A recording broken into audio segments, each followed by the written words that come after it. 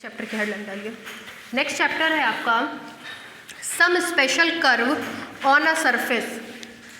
Some special curve on a surface. आपको video मिला था काजल सारा, बाद में हमने भेजा था कल, है ना। Some special curve on a surface.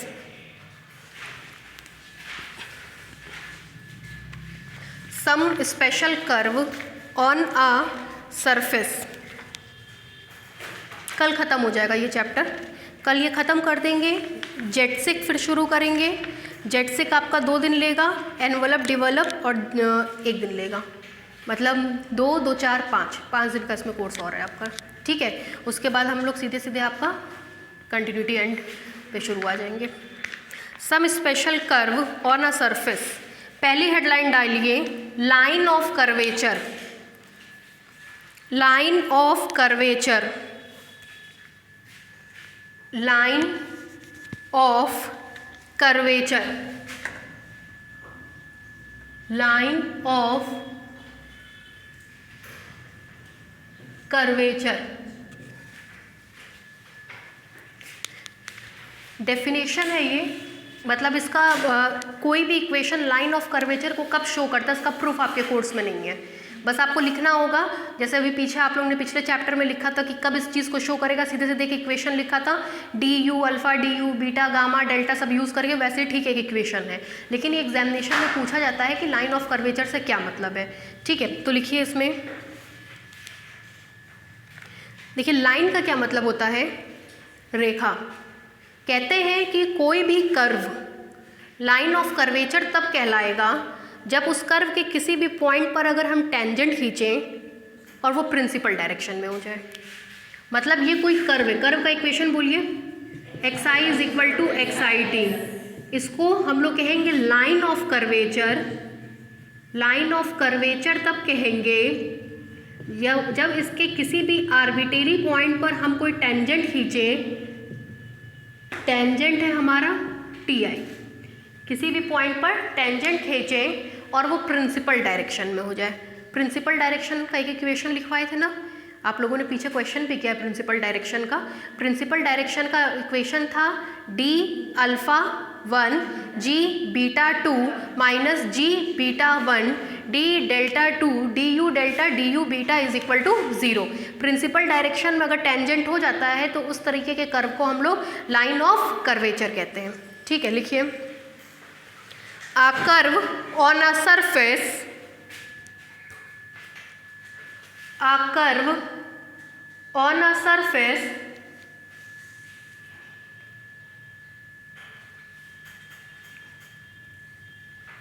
a curve on a surface is called a line of curvature, is called a line of curvature if the tangent at any point on it, if the tangent at any point on it, if the tangent at any point on it is along the principal direction, is along the principal direction at that point, is along the principal direction at that point। नीचे से लिखिए, the equation of line of curvature is,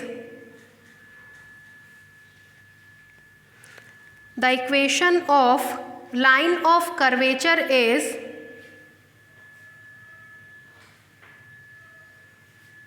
क्या होता है,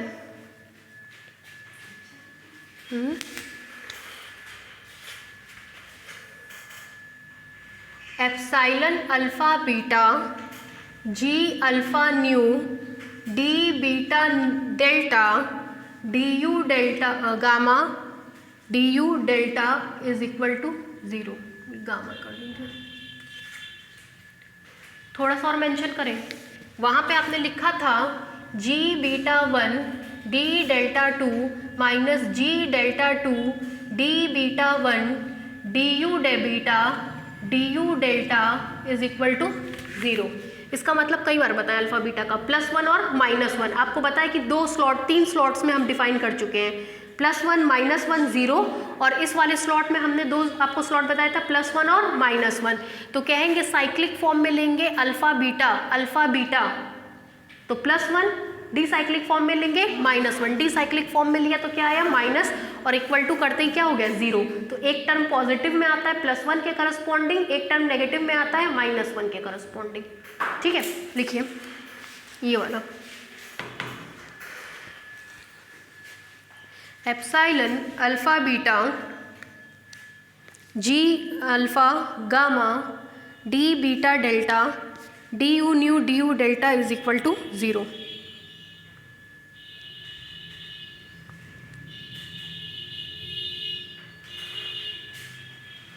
नीचे से लिखिए which में also be written as, which में also be written as,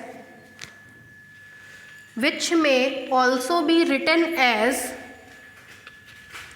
d alpha beta minus kappa n g alpha beta du alpha is equal to 0।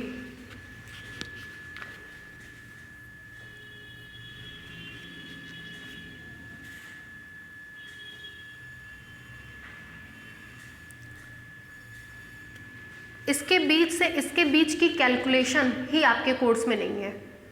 ठीक है, मतलब अगर ये इक्वेशन सेटिस्फाई हो गया तो उस कर्व को हम लोग बोलेंगे लाइन ऑफ कर्वेचर। तो यहाँ से यहाँ तक की जो कैलकुलेशन आपके बुक में दी गई है वही आपके कोर्स में नहीं है। हमने क्या कहा, अगर आप बुक खोल के देखेंगे तो आप डिस्टर्ब हो जाएंगे कि क्या पढ़ें क्या छोड़ें। हम उतना ही पढ़ा रहे हैं जितना आपको पढ़ना है। ठीक है, तो उससे इधर उधर भागने की ज़रूरत नहीं, क्योंकि ऑलरेडी सिलेबस इनफ है। उसके बाद जब आप पूरा पढ़ते हो तो आपका सेकंड सेक्शन पढ़ने का मन नहीं करता है। बहुत थक हार के अगर आप कर्व इन स्पेस पढ़ भी लेते तो लगता है बस बहुत हो गया भैया, अब हम पढ़ नहीं पाएंगे। इसीलिए आपके ये 3-4 चैप्टर्स हम बहुत छोटे छोटे में कंप्लीट करा रहे हैं कि आप फिर उससे भागे ना। तो इसके बाद का यहाँ तक का स्टेप आपके कोर्स में नहीं है। इसको सॉल्व करके इस तरीके से कन्वर्ट किया गया, और जो इसको सेटिस्फाई करेगा वही कर्व आपका लाइन ऑफ कर्वेचर कहलाएगा। ठीक है, विच में ऑल्सो बी रिटन एज, ये लिख लिया, where kappa n is one of the normal curvature, where kappa n is one of the normal curvature।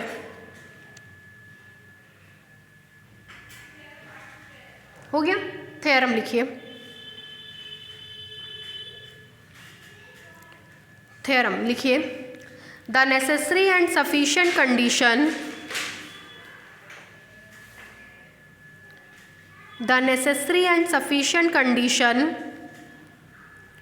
that the parametric curve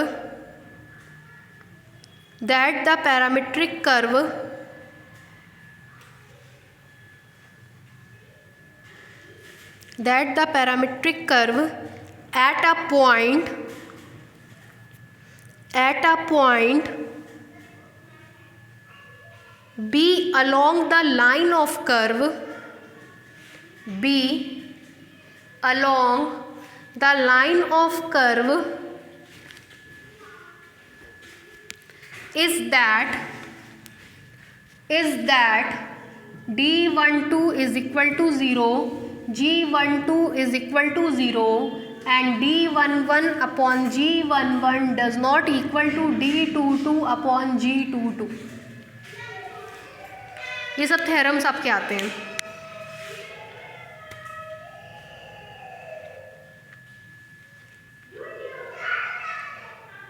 हो गया, लिखिए, देखिए क्या कह रहा है आपसे कि कोई भी पैरामीट्रिक कर्व है, पैरामीट्रिक कर्व का मतलब xi is equal to xit है ना, यही होगा पैरामीट्रिक कर्व का मतलब।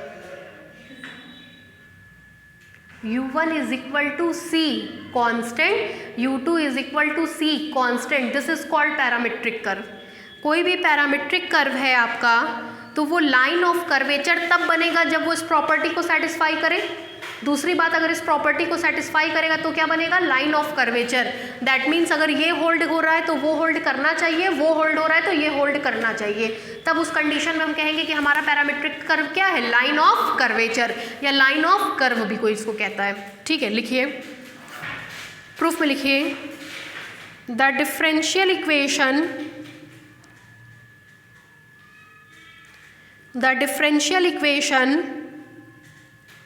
Of line of curvature is the differential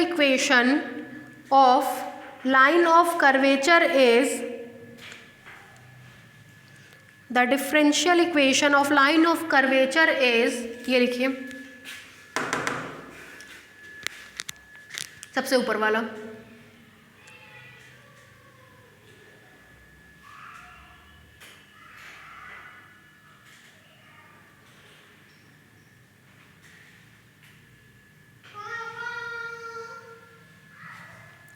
नीचे से लिखिए विच में ऑल्सो बी रिटन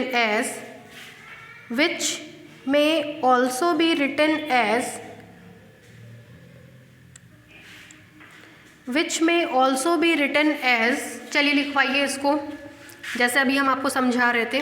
देखिए यहाँ देखिए epsilon alpha beta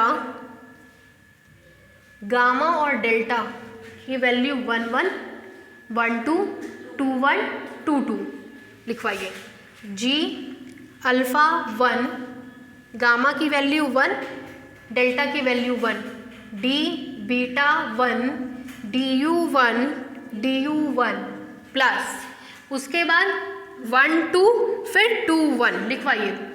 epsilon alpha beta G alpha 1 D beta 2 D U 1 D U 2 plus 2 1 alpha epsilon alpha beta G alpha 2 D beta 1 D U 2 D U 1 plus 2 2। अभिषेक समझ में आ रहा है? 2 2 put करोगे आप तो epsilon alpha beta G alpha 2 D beta 2 D U 2 is equal to 0। This implies that, ज़रा यहाँ देखिएगा, epsilon alpha beta G alpha 1 D beta 1 D U 1 का होल स्क्वायर प्लस ये दोनों कम्यूटेटिव लॉ को सेटिस्फाई करता है। एप्साइलन अल्फ़ा बीटा कॉमन हो गया, G alpha 1 D beta 2 plus D alpha G alpha 2 सही लिखे हैं, G alpha 2 D beta 1 D U 2 plus epsilon alpha beta G alpha 2 D beta 2 D U 2 का whole square is equal to 0। कोई दिक्कत?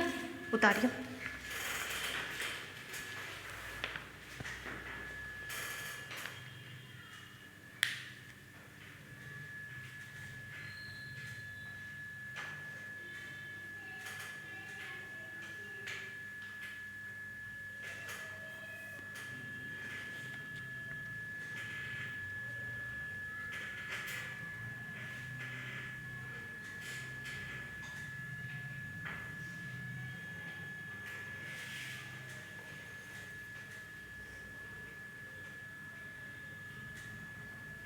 हो गया?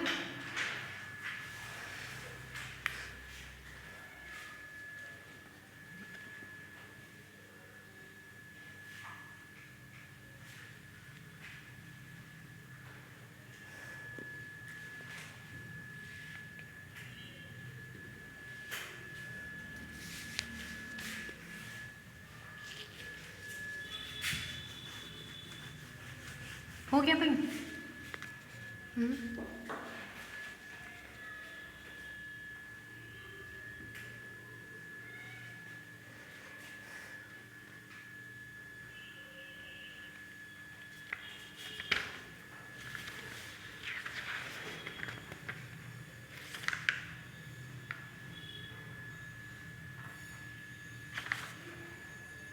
हो गया? जरा आप देखिए, अभी हम जिक्र कर रहे थे कि दोनों की वैल्यू सेम होगी तो 0 वैल्यू, 1 2 होगी तो प्लस वैल्यू, 2 1 होगी तो माइनस वैल्यू।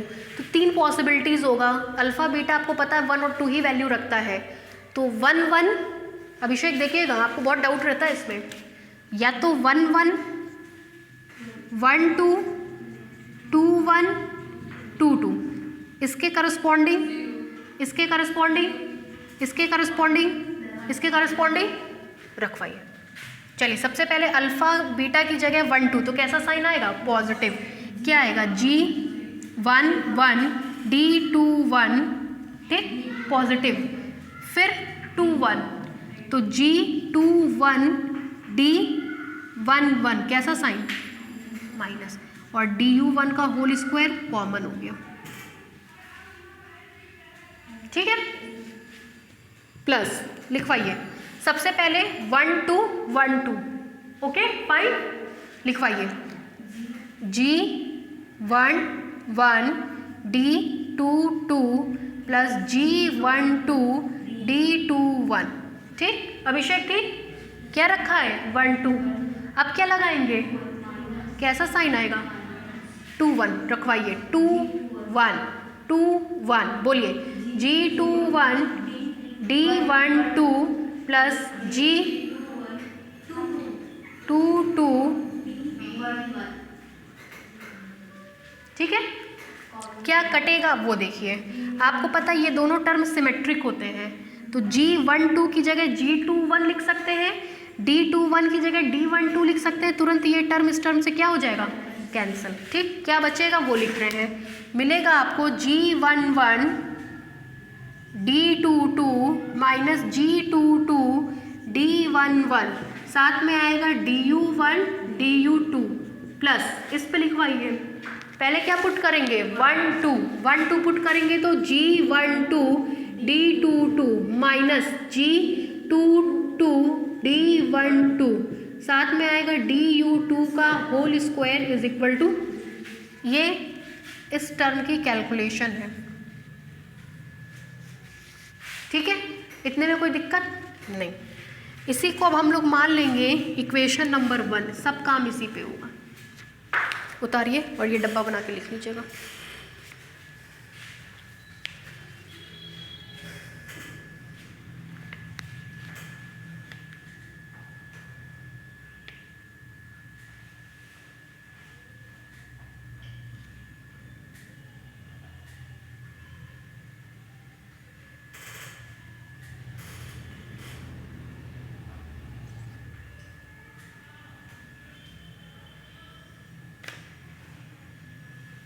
हो गया?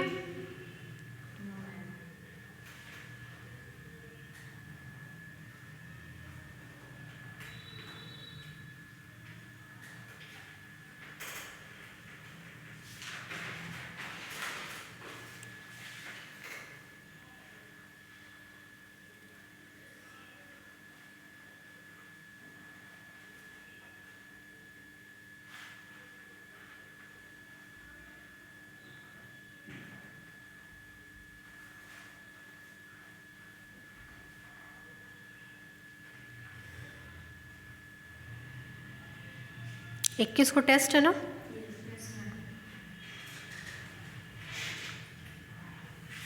बढ़े आगे। अभी हम आपको पैरामीट्रिक इक्वेशन बता रहे थे, DU1 is equal to constant, U2 is equal to constant, तो DU1 is equal to 0, DU2 is equal to 0। फिर आपको याद होगा हमने एक बार कंबाइंड इक्वेशन लिखवाया था, तो कहा था DU1 into DU2 is equal to 0 into 0, that is DU1 into DU2 is equal to 0। ये कंबाइंड इक्वेशन होता है पैरामीट्रिक कर्व का, ठीक है। नीचे से लिखिए, the combined equation of parametric curve is, the combined equation of parametric curve is, the combined equation of parametric curve is, नीचे से लिखिए DU1 DU2 is equal to 0, equation number 2। समझ में आया कैसे? ये पैरामीट्रिक कर्व होता है U1 is equal to constant और U2 is equal to constant, तो DU1 is equal to 0, DU2 is equal to 0, multiply कर दिया कंबाइंड इक्वेशन के लिए, ठीक है। अब हम लोग नेसेसरी और सफिशिएंट कंडीशन डिस्कस करेंगे, इतना कॉमन प्रोसीजर था, ठीक। नीचे से हेडलाइन डालिए, necessary condition, necessary condition.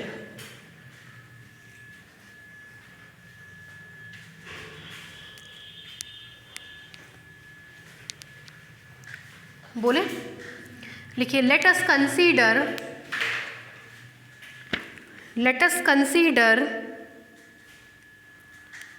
The line of curvature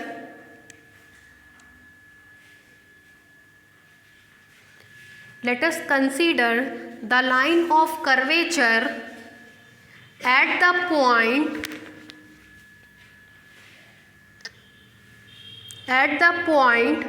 coincide with the parametric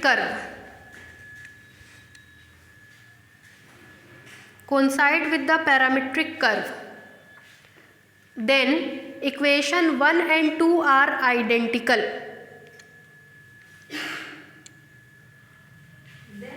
Equation 1 and 2 are identical. Full stop. Therefore, देखिए क्या कह रहा है आपसे। पहले केस में आपसे कह रहा है कि मान ले रहे हैं ये लाइन ऑफ कर्वेचर है। अगर लाइन ऑफ कर्वेचर होगा तो किसी भी पॉइंट पर खींचा गया टेंजेंट प्रिंसिपल डायरेक्शन में होगा। ठीक है, किसी भी पॉइंट पर खींचा गया टेंजेंट प्रिंसिपल डायरेक्शन में होगा। ये प्रिंसिपल डायरेक्शन का इक्वेशन है। ये किसी भी पॉइंट पर खींचे गए टेंजेंट का इक्वेशन है। दोनों एक ही होगा, मतलब दोनों क्या होंगे, आइडेंटिकल होंगे। अगर दोनों आइडेंटिकल हैं तो दोनों के कोफिशिएंट भी क्या होंगे, सेम। जैसे इसमें du1 स्क्वायर का कोफिशिएंट ये है, इसमें du1 स्क्वायर का कोफिशिएंट नहीं है का मतलब 0। du1 du2 का कोफिशिएंट यहाँ पे 1 है और du1 du2 का कोफिशिएंट यहाँ पर ये है, तो 1 इसके बराबर होगा। du2 के होल स्क्वायर का कोफिशिएंट यहाँ पे ये है, du2 के होल स्क्वायर का कोफिशिएंट यहाँ पर नहीं है, इसका मतलब वो किसके बराबर होगा, 0। तो ओवरऑल आपको क्या मिलेगा, g11 d21 g21 d11 is equal to 0। फिर आपको मिलेगा g11 d22 g22 d11 is equal to 1 and further then आपको मिलेगा g12 d22 g22 d12 is equal to 0। कोई डाउट इतने में, लिखिए।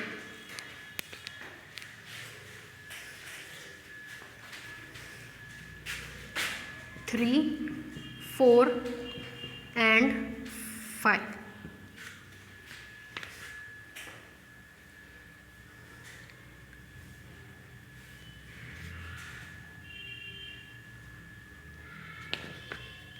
हो गया, आगे बढ़े।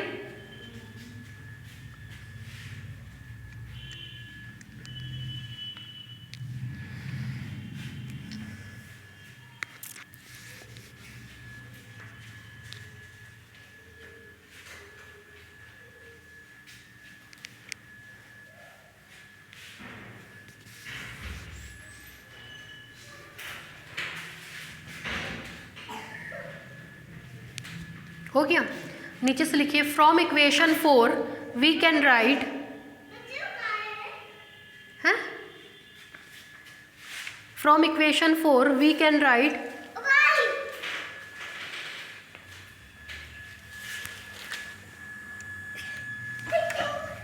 From equation 4 we can write, black board पे देखिए,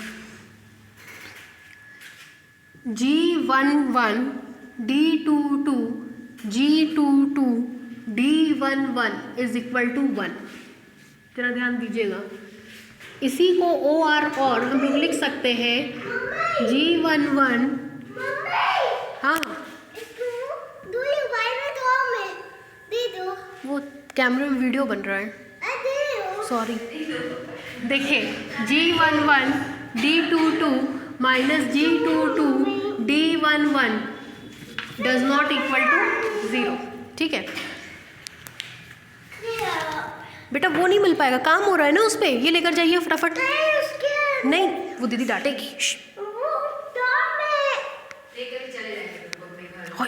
लेके जाओ। चलिए देखिए, मतलब ये वैल्यू 0 के बराबर नहीं है, उधर भेजिए।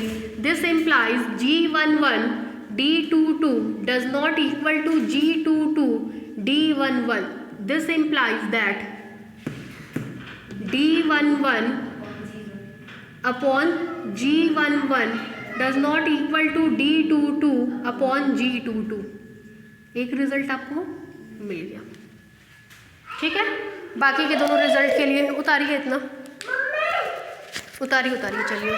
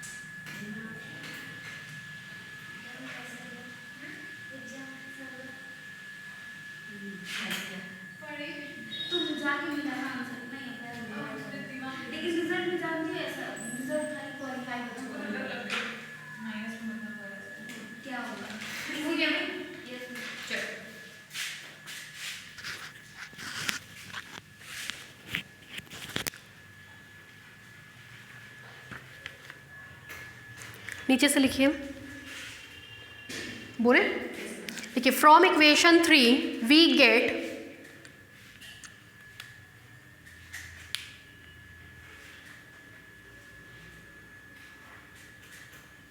फ्रॉम इक्वेशन 3 वी गेट, देखिए इक्वेशन 3 से हम लोग G21 की वैल्यू निकाल रहे हैं, मिलेगा G21 is equal to G11 D21 upon D11, ठीक है, इज इक्वल टू G11, चलिए इतना लिखिए पहले,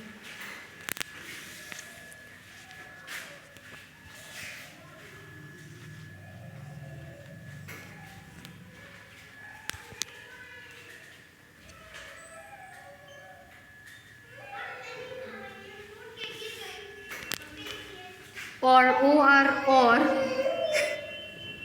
डांटिएगा इसको, जो बार बार डांटिएगी थी। अच्छा अब खा पकड़ लेगी चलो ले लो, कोई बात नहीं, ले लो।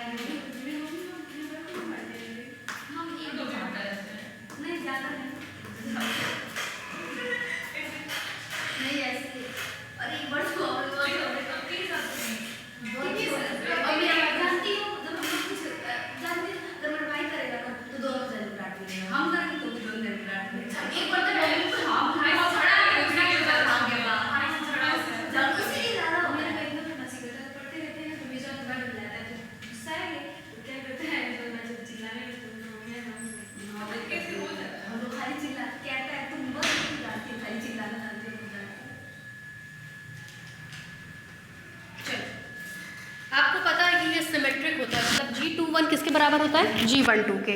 G21 is equal to G11 D21 upon D11 is equal to G12, लिखते चलिए।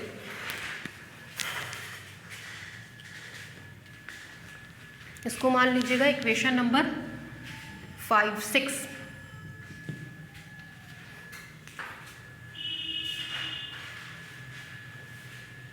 नीचे से लिखिए, देखिएगा G12 की वैल्यू मिल गई है, G12 यहाँ पुट कर देंगे, ठीक है। देखिए using this value in equation 5, using this value in equation 5 comma we get, using this value in equation 5 comma we get, देखिए यहाँ पे G12 की जगह पुट कर रहे हैं G11 D21 D11, फिर है D22 minus G22 D12 is equal to 0। This implies that, इसी को अब हम लोग सॉल्व करेंगे। D12 D21 कॉमन दिख रहा है, सिमेट्रिक होता है।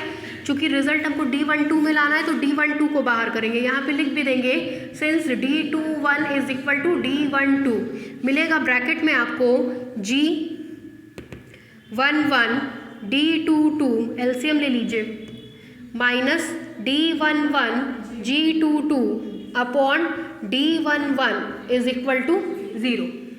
This implies that D12 G11 D22 minus D11 G22 is equal to 0। इसका क्रॉस मल्टीप्लीकेशन कर दिए, दो संख्याओं का प्रोडक्ट 0 के बराबर, either this one is equal to 0 और this one is equal to 0। अभी आपने ऊपर ही कहा ये क्वांटिटी 0 के बराबर नहीं है, ये 0 के बराबर नहीं है तो क्या मिलेगा D12 इज इक्वल टू 0। ऐसा इसलिए क्योंकि G11 D22 minus D11 G22 does not equal to 0। ये रिजल्ट भी आपको मिल गया, ये रिजल्ट भी मिल गया। अब केवल क्या बचा है D12 वाला। D12 रिजल्ट को हम लोग इससे फाइंड आउट करेंगे। ठीक है, लिखिए इतना।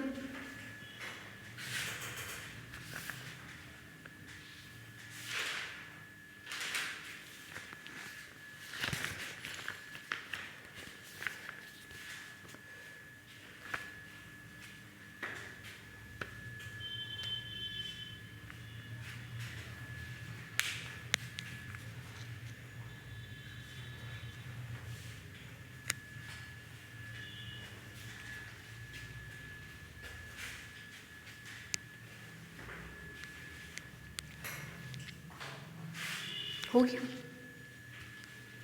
आगे बढ़े।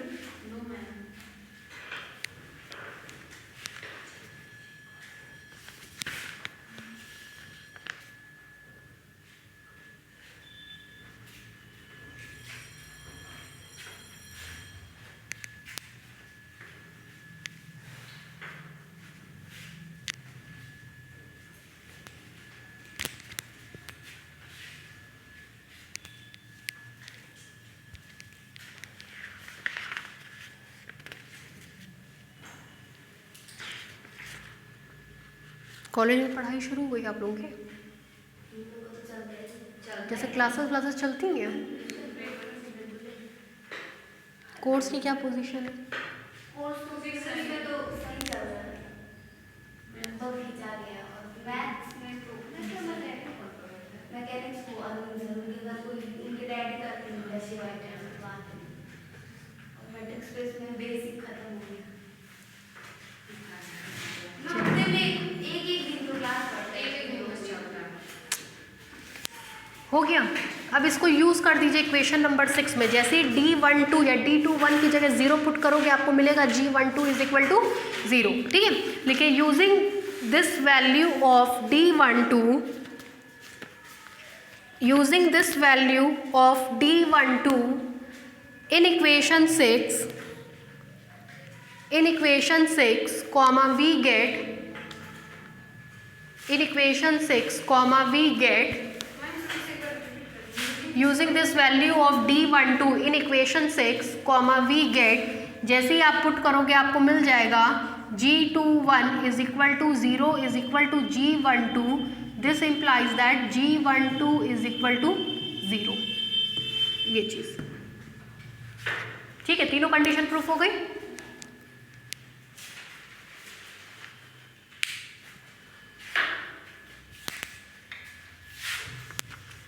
हो गया, नीचे से लिखिए hence all the above 3 condition is satisfied. Hence all the above 3 condition is satisfied. Hence all the above 3 condition is satisfied. अब सफिशिएंट कंडीशन पे आएंगे। सफिशिएंट कंडीशन में मान लेंगे ये तीनों कंडीशन प्रूफ हो रही है तो दिखाएंगे कि DU1 DU2 is equal to 0। नीचे से लिखिए सफिशिएंट कंडीशन। Sufficient condition.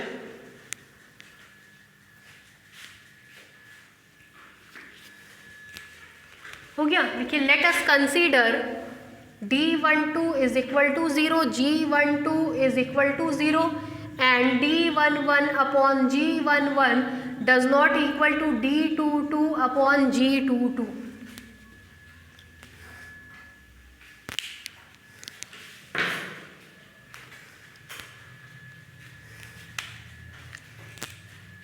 हो गया। देख लिए, बाद में करिएगा। दिस इम्प्लाइज, ये कंडीशन होल्ड कर रही है। इसको सॉल्व करेंगे, क्रॉस मल्टीप्लाई करोगे आप तो मिलेगा D11 G22 minus G11 D22 does not equal to 0। ये हमको मिल गया। अब इसका यूज करने चल रहे हैं इक्वेशन नंबर 1 में। Using this value in equation 1 comma we get. चलिए इक्वेशन 1 हमने तो यहाँ मिटा दिया है, आपके पास लिखा होगा इक्वेशन 1, ठीक है, उसी के हिसाब से हम बोल रहे हैं। देखिएगा D11 G22 minus G22 D11, ये बीच वाला टर्म है, बीच वाला टर्म 0 के बराबर नहीं है, यहाँ लिख दे रहे हैं। बट देखिए इक्वेशन नंबर 1 है G11 D21 G21 D11, देखते चलिएगा, यही है ना, DU1 का स्क्वायर, देखते चलिएगा, ठीक है, प्लस उसके बाद लिखा है G11 D22 minus G22 D11 DU1 DU2 G12 D22 minus G22 D12 DU2 का स्क्वायर इज इक्वल टू 0। ठीक है, अब देखिए D12 और G12 किसके बराबर है? 0। D12 0, G21 0, G12 0, D12 0। तो ये पूरा टर्म वैनिश कर गया, ये पूरा टर्म वैनिश कर गया, केवल और केवल ये टर्म बचेगा। जैसे ही आप इक्वेशन 1 में यूज़ करेंगे तो आपको मिलेगा G11 D22 G22 D11 DU1 DU2 is equal to 0, ये मिलेगा। ठीक है अभिषेक, अब देखिए जिसको हम लोग लिख सकते हैं दिस इम्प्लाइज दैट, माइनस का multiply D11 G22 minus G11 D22 DU1 DU2 is equal to 0। दो संख्याओं का प्रोडक्ट 0 के बराबर, either this one is equal to 0, this one is equal to 0। ये 0 के बराबर नहीं है, ये 0 के बराबर नहीं, तो क्या मिलेगा? DU1 DU2 is equal to 0। और ऐसा इसलिए मिला है क्योंकि D11 G22 G11 D22 does not equal to 0। यही प्रूफ करना था। उतारिए।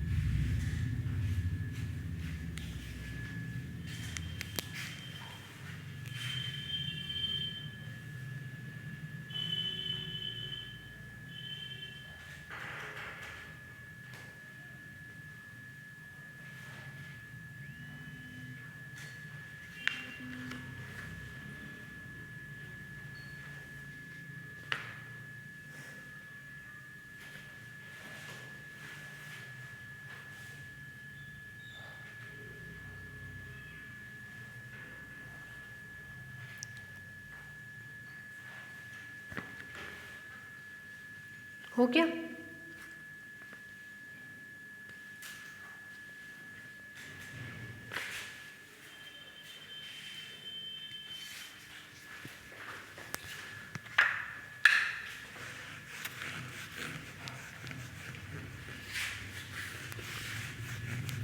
हो जाए तो बताइएगा।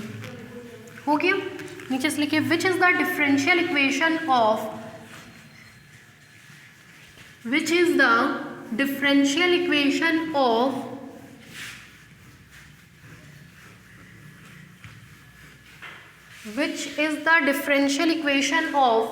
parametric curve?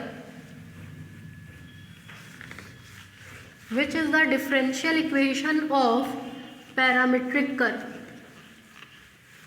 Which is the differential equation of parametric curve? Next headline डालिए रॉड्रिग्यूज फॉर्मूला।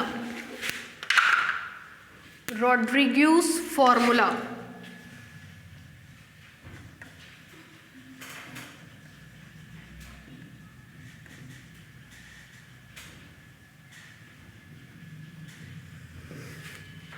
एग्जाम में आता है state and proof Rodrigues formula.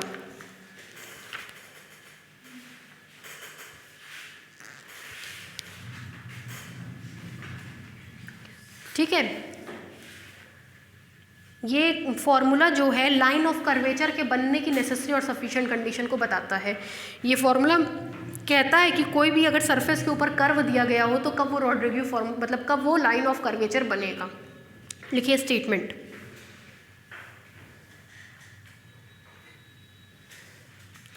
लिखिए the necessary and sufficient condition,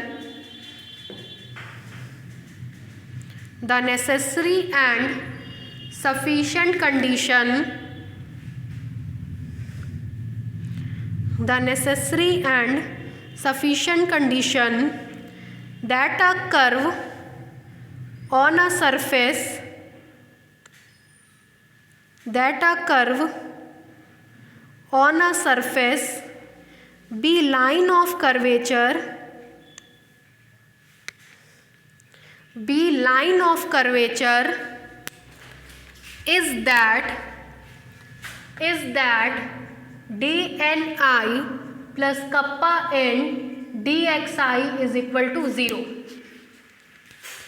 dni plus kappa n dxi is equal to 0. नीचे से लिखिए at each of its point, मतलब हर एक पॉइंट पे ये होल्ड होना चाहिए। At each of its point comma where kappa N denotes the normal curvature, where kappa N denotes the normal curvature.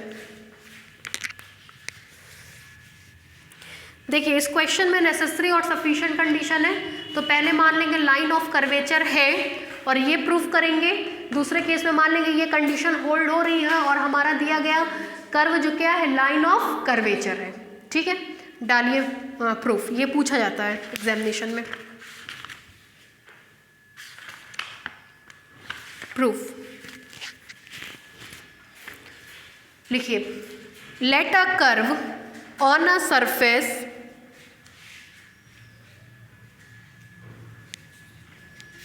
let a curve on a surface be line of curvature, let a curve on a surface be line of curvature, then we have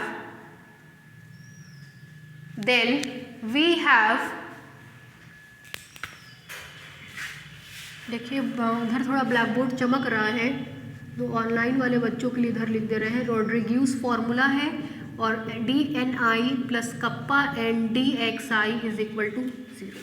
ठीक है, then we have, आपको condition बताई गई थी पीछे D alpha beta minus kappa N G alpha beta DU बीटा is equal to 0। क्यों? Line of curvature में बताए थे। लिखिए, अभी जस्ट लिखवाए थे, कहते इसका प्रूफ आपके कोर्स में नहीं है।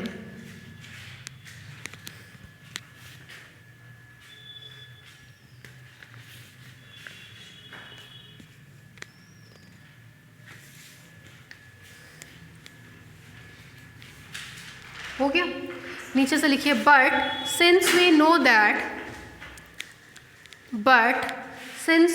दैट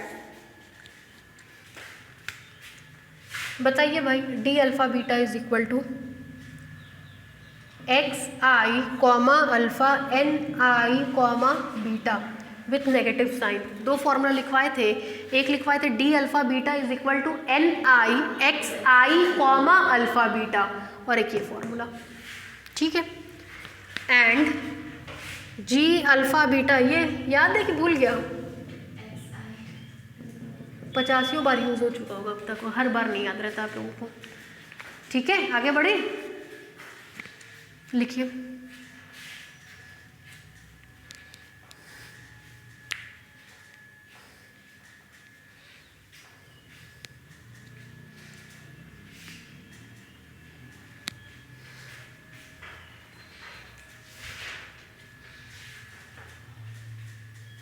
हो गया। Using these values in above equation comma we get, using these values in above equation comma we get, कल हम जेटसिक भी शुरू कर देंगे, है ना। कल ये ख़त्म भी हो जाएगा, आधे घंटे का और बचेगा कल, और कल ही हम जेटसिक भी शुरू कर देंगे, जेटसिक भी शुरू हो जाएगा। कॉमा वी गेट, चलिए देखिए, इन दोनों को इसमें रखने चल रहे हैं, मिलेगा minus X I comma alpha N I comma beta minus kappa N G alpha beta की जगह X I comma alpha X I comma beta, साथ में आएगा D U beta is equal to 0। Clear? This implies that X I comma alpha मेरे हिसाब से common है, minus भी कॉमन ले लीजिए, minus X I comma alpha common हो गया तो बचेगा N I comma beta plus kappa N X I comma beta D U beta is equal to 0। This implies that X I comma alpha N I comma beta, आपको पता है D U beta 0 के बराबर नहीं हो सकता, तो plus kappa N X I comma beta, या एक काम करिए डी यू बीटा अंदर इंसर्ट करा दीजिए, अंदर इंसर्ट कराएंगे तो आपको मिल जाएगा, बताना पड़ेगा। इसका मतलब होता है एन आई कॉमा बीटा का D N I upon D U beta. जब आप डी यू बीटा से मल्टीप्लाई करेंगे तो टोटल डिफ्रेंशिएशन की परिभाषा बनेगी और क्या मिलेगा? डी एन आई। टोटल डिफ्रेंशिएशन की परिभाषा से ये नहीं कि हमने इसको काट दिया है तो उससे है, ठीक है। टोटल डिफ्रेंशिएशन की डेफिनेशन से जैसे ही आप इसको अंदर इंसर्ट करेंगे तुरंत आपको ये मिल जाएगा D N I plus kappa N D X I is equal to 0। इसको मान रहे हैं इक्वेशन नंबर 1। लिखिए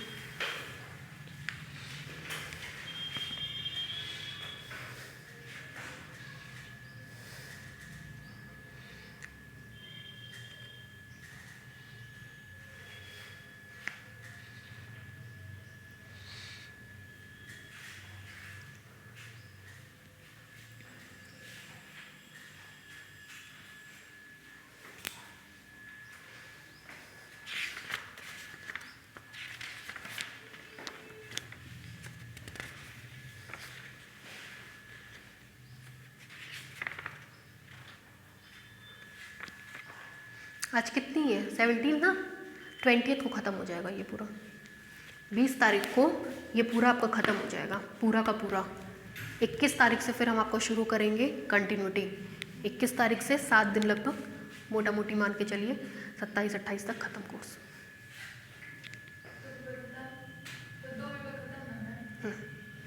हमको लग रहा है OR लगभग ख़त्म पे ही है ना। OR लगभग आपका समाप्ति पे है, क्योंकि सर से बात हुई भी कहते बहुत है नहीं कि बहुत जल्दी मत ख़त्म कराइए उसको। बचा कॉम्प्लेक्स और मैकेनिक्स, तो सर मैकेनिक्स में केवल एक ही चैप्टर बचा है। हाँ तो बस फिर सर पढ़ाएंगे, वही अपना ख़त्म करेंगे। हो गया भाई, बढ़े आगे। दो संख्याओं का डॉट प्रोडक्ट 0 के बराबर, मतलब ये दोनों एक दूसरे के क्या है? परपेंडिकुलर है, ठीक है। नीचे से लिखिए since we know that since we know that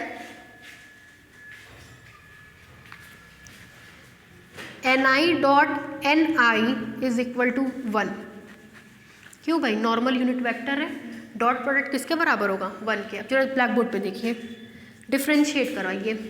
first function को डिफ्रेंशिएट करेंगे डी.एन.आई, सेकेंड फंक्शन को एस सच उतार दिया, प्लस फर्स्ट फंक्शन को एस सच उतार दिया, दूसरे को डिफ्रेंशिएट करेंगे डी.एन.आई, 1 का डिफ्रेंशिएशन 0।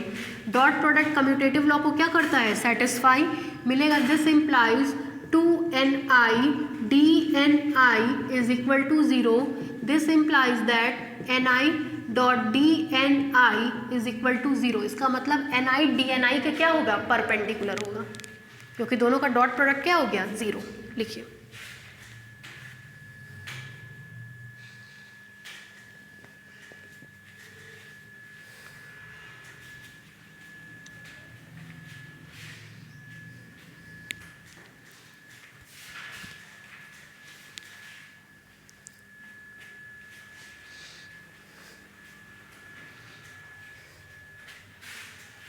हो गया, बढ़े आगे, नीचे से लिखिए,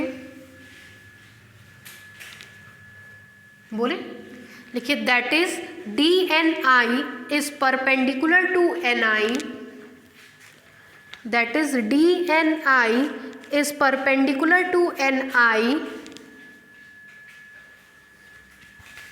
ni क्या होता है, नॉर्मल, और इसके जो परपेंडिकुलर होगा वो इस सरफेस में होगा, और जो इस सरफेस में वो उसका टेंजेंट कहलाएगा।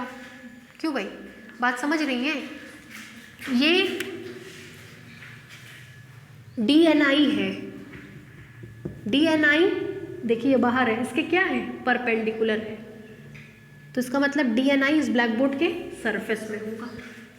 ठीक, लिखिए OR और करके लिखवा रहे हैं, OR और, उसी में आगे लिखिएगा OR और डी.एन.आई is tangential to the surface, OR or डी.एन.आई is tangential to the surface, full stop। also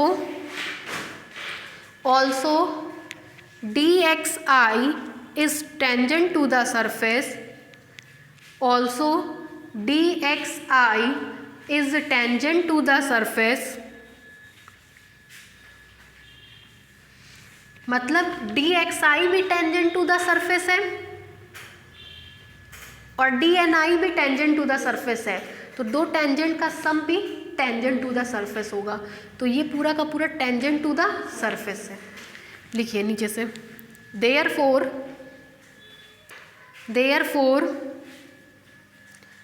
डी.एन.आई plus kappa and D X I, therefore dni plus kappa n dxi are component of tangent vector to the surface,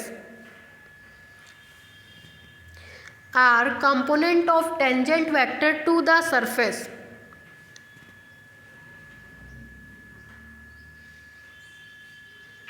हो गया, full stop. Also xi comma alpha क्या होता है ये बता पाएंगी, मतलब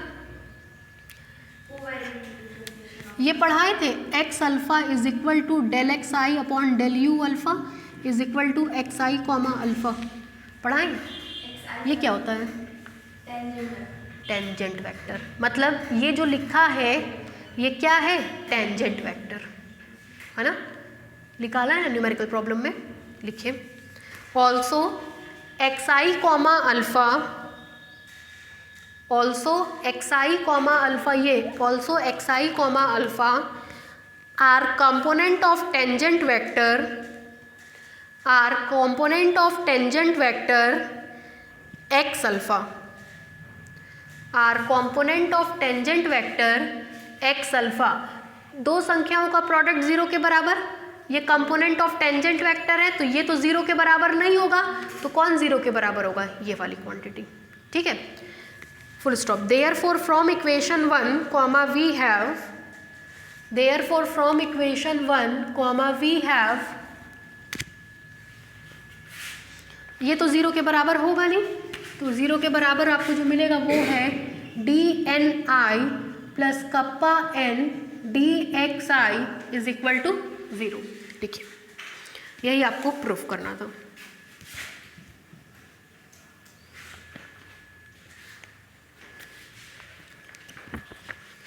ठीक है, अब कन्वर्ट्स पार्ट करेंगे। कन्वर्ट्स पार्ट में मान लेंगे D N I plus kappa and D X I is equal to 0। तो हम लोग दिखाएंगे कि ये क्या होगा, लाइन ऑफ कर्वेचर होगा। लिखिए कन्वर्सली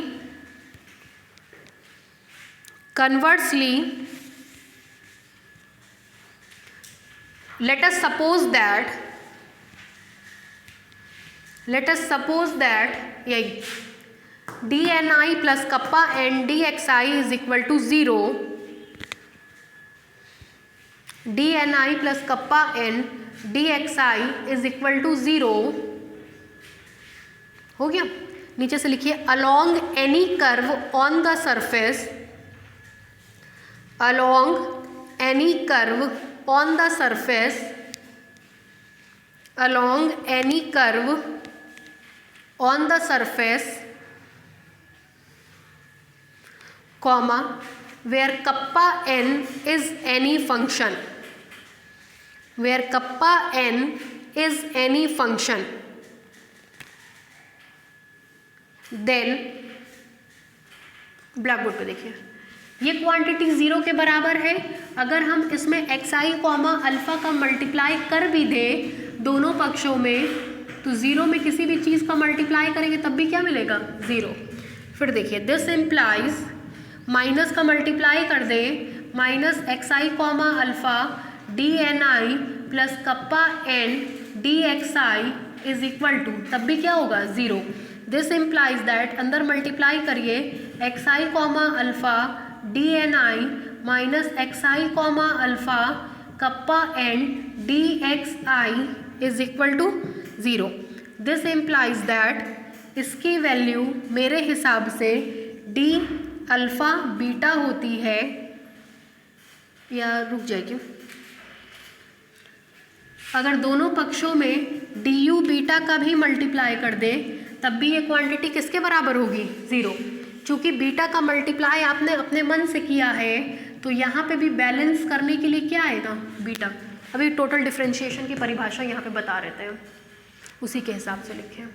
ठीक है, दिस इम्प्लाइज दैट इसकी वैल्यू होती है डी अल्फ़ा बीटा माइनस इसकी वैल्यू होती है G alpha beta kappa N D U beta is equal to 0। जरा सी गलती देखिएगा, ये डी हट जाएगा ना, क्योंकि आपने पढ़ा था X I comma alpha is equal to D X I upon D U alpha. तो जब डी यू बीटा का मल्टीप्लाई करेंगे, ये डी यू बीटा है और इसका मल्टीप्लाई करेंगे तो डी यहाँ से क्या होगा, हट जाएगा। मल्टीप्लाई करेंगे तो डी यहाँ से क्या होगा, हट जाएगा। ठीक है, यहाँ तक लिखिए। मतलब इसी कैलकुलेशन का ओवरऑल हमने रिजर्व कर दिया है, रिवर्स पुट किया है। ये स्टेप था, इस स्टेप से ये स्टेप, इस स्टेप से ये स्टेप, इस स्टेप से ये स्टेप तक लिखे, रिवर्स कर दिए। लिखिए।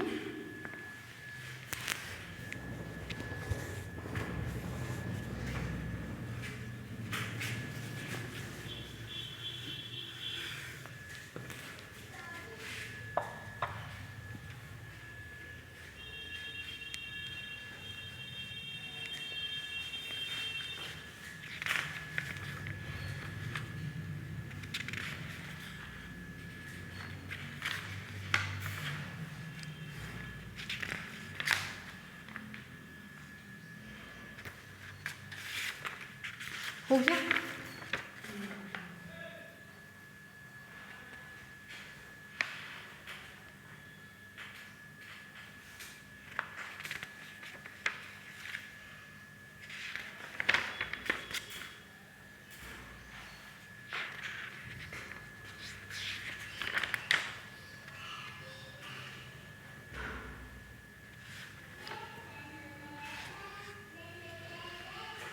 आप लोगों को मिनिमल वाला क्वेश्चन देखे थे?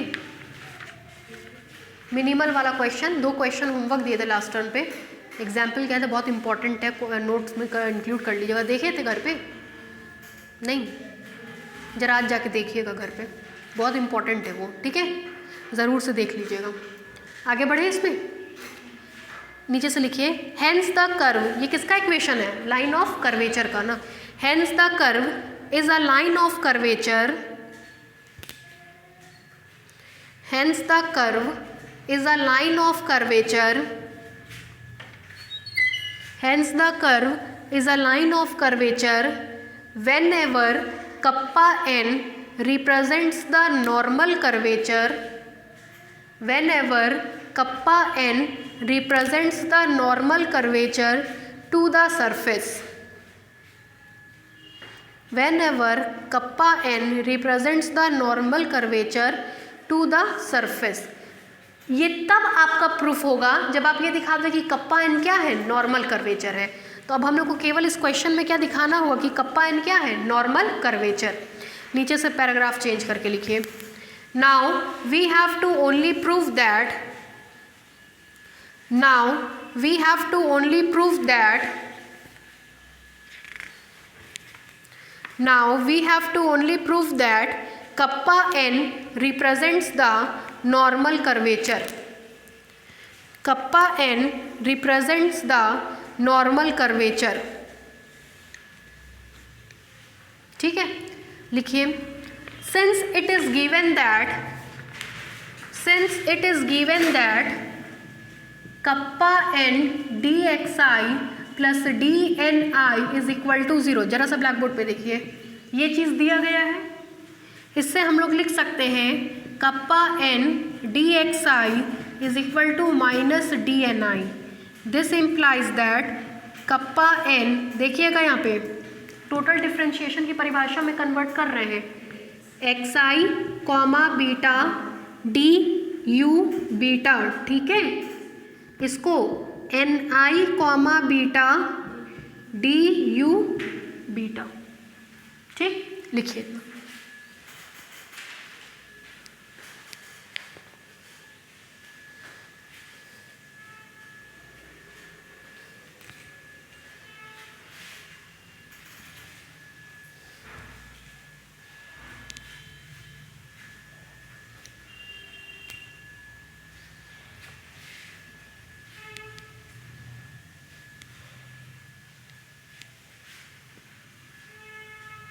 हो गया,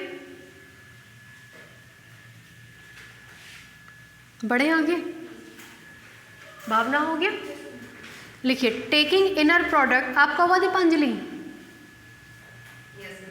लिखिए taking inner product, taking inner product with x I comma alpha D you alpha, taking inner product with xi comma alpha du alpha on both side comma we get, on both side comma we get।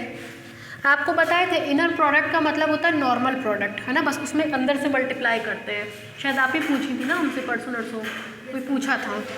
तो देखिए क्या मिलेगा, kappa N X I comma X I comma alpha X I comma beta D U alpha D U beta is equal to minus N I comma beta X I comma alpha D U alpha D U beta. This implies that kappa N, इसकी जगह G alpha beta D U alpha D U beta is equal to, यहाँ पे देखिए D alpha इसकी जगह लिखेंगे minus minus minus 2 बार D alpha beta D U alpha D U beta, यहाँ लिखवाएं कहीं, ठीक है। This implies that kappa N is equal to D alpha beta D U alpha D U beta upon G alpha beta D U alpha D U beta. पढ़ाए थे, ये proof कराए थे ना, छोड़ के लिखिए इतनी लाइन, जरा स्टेटमेंट लिख लीजिए, फिर ये लिखते रहिएगा। इतनी लाइन छोड़ करके लिखिए नीचे से, ठीक है। वी गेट के बाद छोड़ दिया जगह, छोड़ करके लिखिए। This implies kappa N is the normal curvature, this implies kappa N is the normal curvature, is the normal curvature at the point u alpha, at the point u alpha in the direction du alpha, in the direction du alpha। हो गया। नीचे से लिखिए hence the direction at each point, hence the direction at each point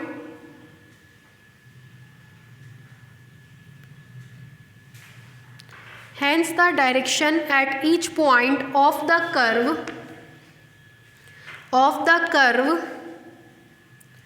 is a principal direction, is a principal direction,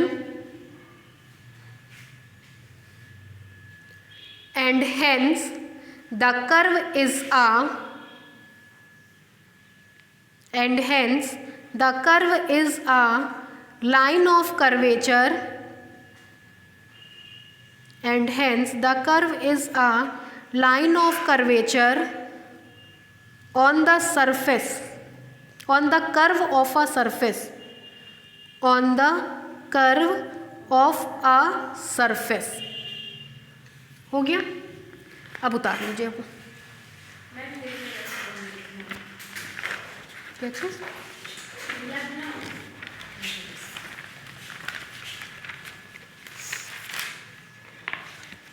अच्छा,